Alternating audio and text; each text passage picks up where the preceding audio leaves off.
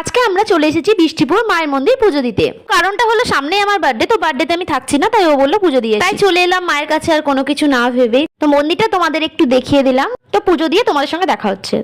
পুজো দেওয়া কমপ্লিট করে বাইরে এসে একটু ধূপ দেখিয়ে নিচ্ছিলাম। দেখো বহরমপুরের এই বিষ্ণুপুর কালীবাড়ি মন্দিরটা আমাদের দুজনেরই খুবই প্রিয় একটা মন্দির, তো তাই আমরা বারবার এই মন্দিরেই আসি। ধূপ দেখানো কমপ্লিট করে আমরা চলে গেলাম বাইরের দিকে। অনেকদিন পর একটা মিনি ভ্লগ নিয়ে এলাম তোমাদের জন্য। তো দেখো পুজোর এখনো অনেক দেরি, তো আকাশটা এত সুন্দর হয়ে আছে। চলো আমরা একটু ভিডিও শুট করে নিই, তোমরা দেখতে থাকো।